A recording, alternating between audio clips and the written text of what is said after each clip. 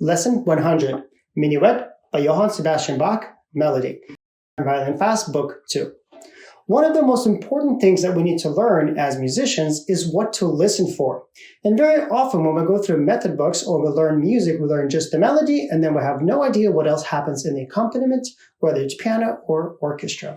So for this piece, the minuet, this Bach minuet, you probably know it. Very famous minuet. Bach actually wrote it for piano or keyboard, and so it has a right-hand part and a left-hand part. And the best way to know what to listen for is to actually know the notes and play the notes. So the remainder of the book, with the exception of the last piece, the minuets that we're going to learn by Bach, the left page on the book has the melody, and the right page has the bass. So if you are at a private lesson or if you're playing with others, you can learn both parts and you can play the entire proper minuet with both parts as written by Bach. Yes, originally it was written for piano, but if you play with two instruments, then you should be able, you are able to play the entire piece by yourself. And then if you play both parts, the melody and the bass, then you will learn the piece that much better. So a couple of tricky parts here. So we have, it's in 3/4, it's a minuet, so it's a dance, right? Dance is a minuet. And the reason why there are so many dances in Western classical music is if you think back in time, if you wanted a party or a ball or some kind of festival, you would need musicians, right? There was no pre-recorded music or amplification, and you would need an orchestra, and also you would need a composer. So a lot of composers, a lot of chords paid for an orchestra, they paid for composers, and a lot of it was their job. They would come up with fun music or ceremonious music that would be used then for the royal court. So this minuet, we'll start with the melody. You'll notice how there's some missing two lines because there's a repeat. You have to do the repeat, otherwise it's not going to work with the bass, which is on the right side, number 101. So that's it. It's in 3/4. We have hook bone, we have up with dots. Make sure that they're quarter notes, they're not short. Make sure that you gently stop them. There are pinkies, there are switches between high twos and low twos. We are using D string, A string, and E string. There is a bit of dynamics here. And that's it. Let's play. We have quarters, half notes, dotted half notes, and eighth notes. All right, so this is minuet 1, melody. Now, also, just to be clear, Bach himself did not write this is Minuet 1. He just wrote minuets, and then when they're taken out and put into a collection of books such as this one, we usually just say Minuet 1, Minuet 2, Minuet 3, just to be able to tell them apart in the book.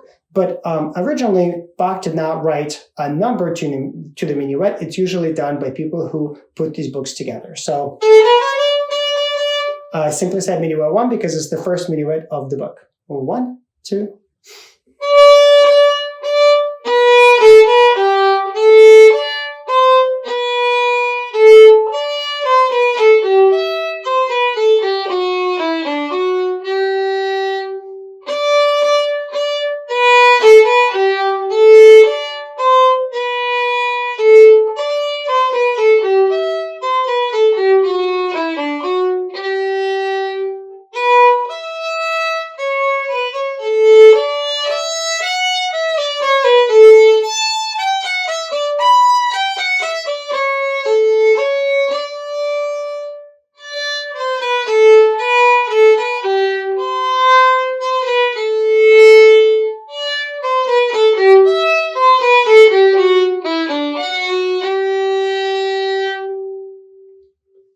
So I'd like to go through a few things here. So let's see, the first part that's very tricky is if we find the second line, we'll go from 3 fingers on D, and then you notice there's a pinky for an A. The really bad thing for us to do would be 3 on D and go to open E. So then we're crossing over, open A, and we're going to an E, and then we're going back down to A. So again, that kind of string crossing, going from D string to open E, then to the A string, is a big no-no. We try to avoid that. So the best way to do that is hold the 3 down on the D string, relax and stretch your pinky, right, to the A string. And again, how do you know when your pinky on the A string is in tune? There's force vibration with open E. I'm not sure if it's easy, if you can hear it in the video, but I can hear a lot of rings. So all those G, Ds, and As and Es, when I play fingered notes, I can hear those rings and they continue ringing. So if you play in tune, believe it or not, you're actually sort of kind of playing like chords. Not really, but the sound is very rich because you have all those open strings that are sympathetically, meaning same idea as resonance and forced vibration. They're sympathetically vibrating because they're interconnected. So when you play in tune, more of the violin, more of the strings actually play along with you. Let's see, for the line, the tricky part is stretching the pinky without the 2 or the 3. Making sure you open up the hand and you stretch, and then you have a high 2. Right? And then third line from the bottom where you have that forte. That B is the highest note. So that B musically should be the loudest note, but because it's with the pinky and because it's on the E string and we're not used to it, very often you hear the following. Not only is it out of tune, it's also really quiet. So the best thing that you can do musically is make sure you stretch your pinky and use lots of bow with good amount of pressure and speed to play that top note loudest. So for example,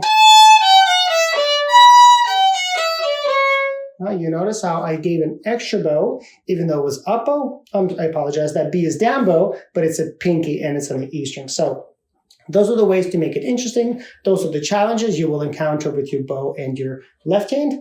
I will see you in the next video for the bass of the same minuet. So if you have a friend that is learning an instrument, you can both play this.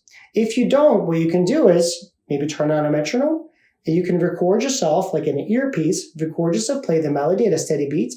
Then you can play the bass part where you can record both, right? And you can basically record yourself playing with a steady beat the melody, and then you can play the bass. If you record the bass, then you can play the melody with your own recording. So you could play a duet with just yourself using technology. Thanks for watching. I'll see you in the next video for the bass of Minuet 1 by Johann Sebastian Bach. Thank you for watching.